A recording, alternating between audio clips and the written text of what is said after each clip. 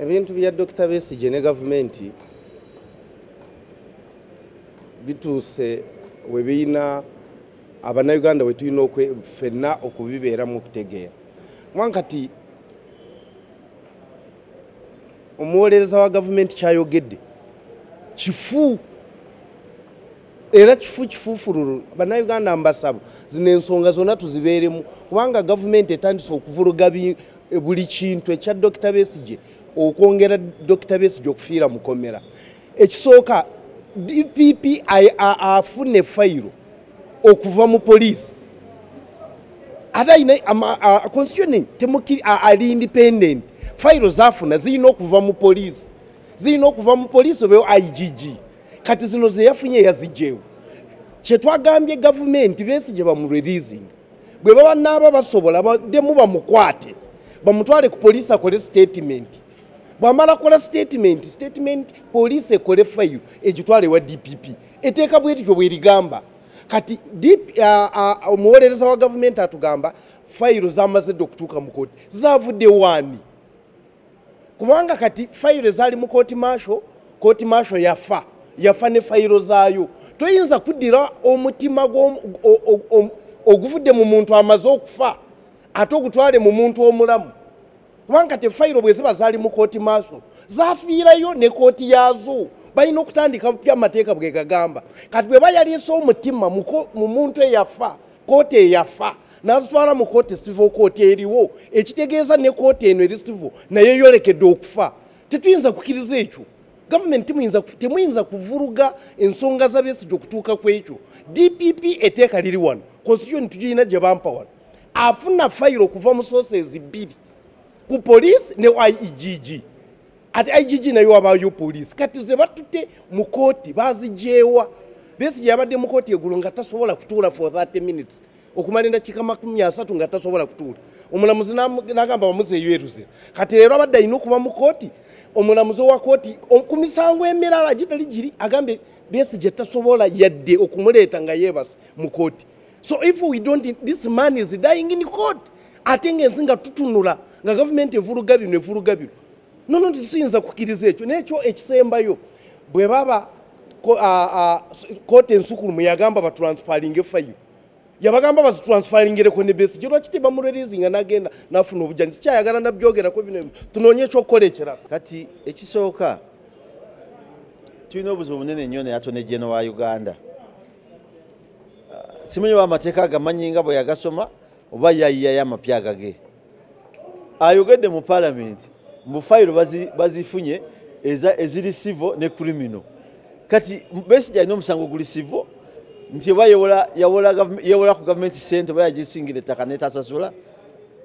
Besigye talina criminal offense, talina civil case, kubanga bwe twogerera tewali musango gwali bamukyaginze. Ekyabadde eggulo mu kooti kwabadde mu producing under the application ya writ of habeas corpus esaba omuntu waabwe nti gyali ali luddawa gavumenti mu producing.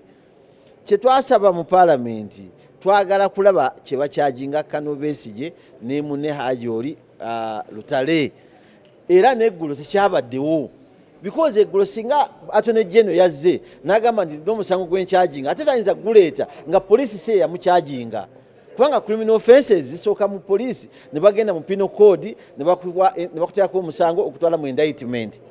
Kati Attorney General yagamba fayiro zigenze zitya, zivuddewa zirazeewa? Kyekibuuzo. DPP azifunye atya? Kuba DPP tasobola kufuna fayiro eva mu kooti maasho. Besigye kye balina okukola balina omuta oba ati bamutadde bagende bamute bamusuule mu kkubo baddemu bamukwate bamutwale ku poliisi bamuvunaana emisango balete ne bibamuvunaana nti wakwata n'emmundu loleze emmundu 5 bwe zityo ekintu ng'ekyo. Naye ono Attorney General byayogera musajja wattu nze mulese simuze namu mutunuulidde nga njagala kaaba kubuzaabuza bannayuganda. Parliament kye yasaba ono mumukyajinga ki kubanga kati bwe twogerera Besigye ali mu kkomera lwa mwami Kiryowa Kiwanuka Attorney General ne Nobert Mao, teri kirala bye babanga bamusibye kati mu gavumenti ya Museveni.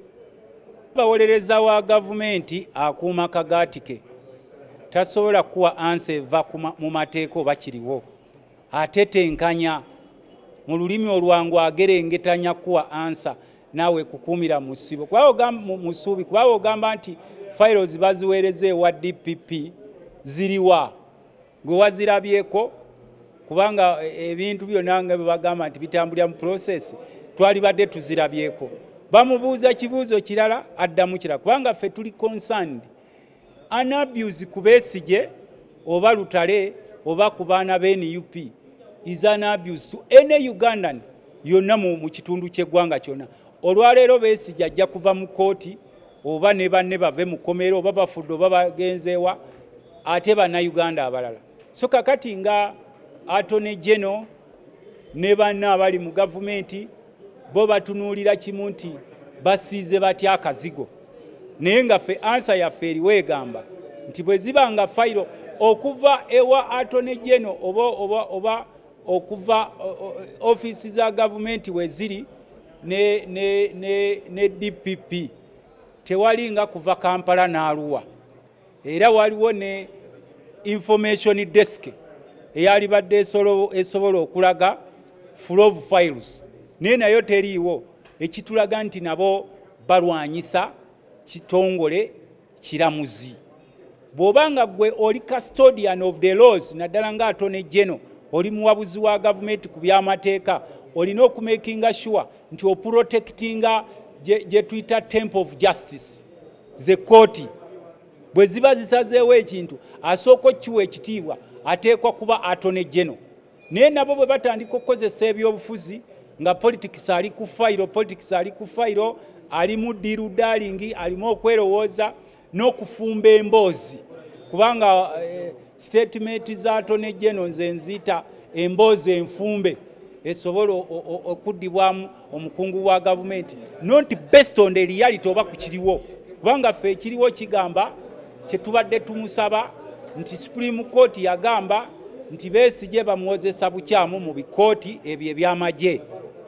Efayiro okuva Supreme Court we yasala kyetaagisa omwaka mulamba okujjayo fayiro ezo kubanze nkimanyi nti ne kwolwo bwe baba nga bali law abiding citizens of the country ne kwolwo olunaku tekitwala sawa namba okutwala fayiro ezo ewa DPP.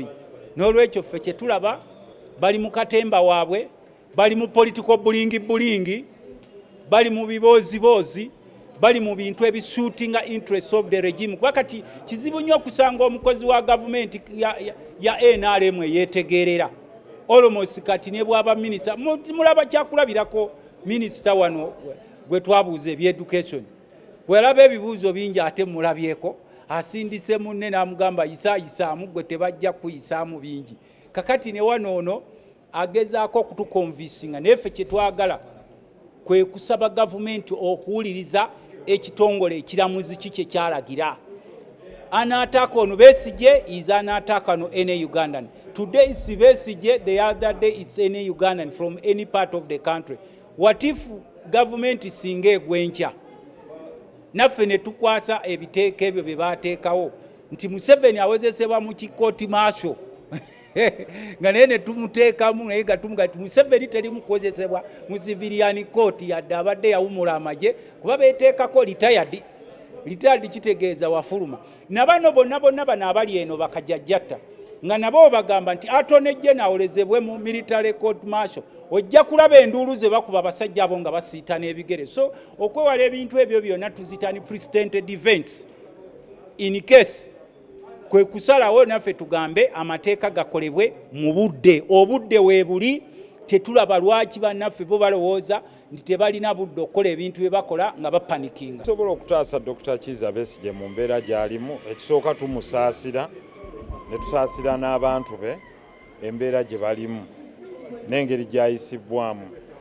naye bw'oba ogenze mu mateeka ekisobola okumutaasa mu kiseera kino kyekyabapulida ba Dr. Kizza Besigye okwapulayingira bail okumweyimirira mu criminal division eya high court kyekyokka. Era abantu bonna balina okitegeera nti kkiriza obagaana omuntu engeri gy'afuluma ekkomera nga kiragiro kya kooti nga order kooti egiragidde kakati Supreme Court yayogera naye neetabeera nnambulukufu. Okujjayo ekyo oyina engeri bbiri, eitha okutambula n'oddayo eri Supreme Court etaputa ekyo kiyinza okutwalira emyaka 2 oba 3 ng'ekyakitaputa ekyayo kyennyini, oba okugenda mu High Court n'osaba okweyimirirwa kwa Dr. Besigye ng'osinziira ku nsonga zino wammanga. Ekisooka nti musajja mukulu ow'emyaka atuludde, ekyokubiri nti ali mu mbeera etasanyuse yeetaaga obujjanjabi, ekyokusatu nti ayina waasula ew'enkalakkalira nti tajja kudduka. Ebyo byokka bye bisobola okuleeta Dr. Besigye okulaba ng'afuna freedom ye. Tumusaasira, tusaasira n'abantu be, naye nze singa mbadde muwabuzi yeeyo proceed yaffe ne bwe tunaakyogerako wano mu Parliament ne twekuba empi ne tweyuza, ekisobola okuyimbula Dr. Besigye kyokka ye kooti ya gavumenti teyinza kujja kutaputa ruling ya Supreme Court nedda, era tetujja kuwagira kintu kyonna kityoboola ntaputa ya ssemateeka kubanga kiba kimenya ssemateeka ono. So kyekyo kooti ensukkulumu yayogera, ate bwe yalamula ekyo kyekyasembayo nti toyinza kuddira ate nga kyekyamazima. Mutunzi wa kyalaani newankubadde aba alina obumanyirivu mu kusala n'okusona, omuwe agenda afuuka omuzaalisa mu ddwaliro. Kituufu bonna basala ne batunga, naye kati wano tunoonya muzaalisa, tetunoonya mutunzi wa kyalaani. Omu atunga mpale, omulala asala n'atunga abantu. Kooti ey'amagye eringa tribunal erina okukwasisa empisa bannamagye abo. Actually n'okubasalira omusango ogw'okufa kintu kinene nnyo, kyandibadde kijja waggulu. Eyinza okugamba wakoze kino naye tukuwadde ekibonerezo kino, so that omuntu ayita mu mitendera egyo n'ajulira. Otherwise bwe tunaagenda bwe tutyo ojja kuwulira ng'ate bakozeeyo ekkooti y'abakinjaaji nti enewozesa bakinjaaji, bateekeyo ekkooti y'abaddereeva nti nabo banjawulo. Kakati omwamagye n'omupoliisi bonna bakwata mmundu. Mu kwekalakaasa omupoliisi atta omuntu, lwaki tebamutwala mu kooti maaso? Kuba aba yakozesezza mmundu okuba omuntu oyo. Ate ne kino abantu kye bagamba nti wayinza okubaayo abamu be mubadde mugamba nti abano batujju naye nga bayosebwa kooti ya bulijjo, ng'ate n'omutujju aba ayagala kutta na kusaanyaawo bulamu, oba abalala bakikola naye nga bali eno. So ekyo abantu kye balabamu ekyekubirira kwe kubuuza nti Dr. Besigye kyennyini kye yakoze ekimusussiza ku ddaala ly'abano bo kye bakukuta nakyo nti ne fayiro emaze wiikisi 2 nga tetambula. Ekyo ekireesemu abantu okubuusabuusa embeera y'ebintu bino gye bikolebwa. Naye ebyo tusobola byajuwinga wali nga munnaffe ali bweru, naye omutuusa otya ebweru? Bail application. Ekintu ky'okujja emisango mu kooti y'amagye gitwalibwe mu High Court, nze ndowooza kirina conflict of interest. Tosobola kuddira taata avunaane mutabani we ewa maama we. Already taata agenda okutuusa omusango gwe wa maama nga maama talina nsala yonna eyeetengeredde nga yeetongodde ku bwongo bwe ng'ajja gusala mazima. Already ekitiibwa kya kooti ne kooti okuyimirira busimbalaala independence nga teyeekubidde kisigala tekisibwamu kitiibwa. Kyensuubira nti olw'okuba nti kooti maasho yennyini ye yakwata abantu bano, Besigye, Lutale, Aaron Kizza, ate nebaweereza mu kooti High Court. Already kooti eri compromised kubanga yagikwasizza omusango kumpi ye mukama we. Sisuubirayo nnyo bwenkanya omuntu nga Aaron Kizza yandibadde tavunaanwa, kubanga kooti bwevaayo negamba eyo kooti gye wavodde ekuvunaana si kooti, era terina kubeera kooti mu mateeka. naye ng'asigadde akyawere nemba n'omusango gwa contempt of court.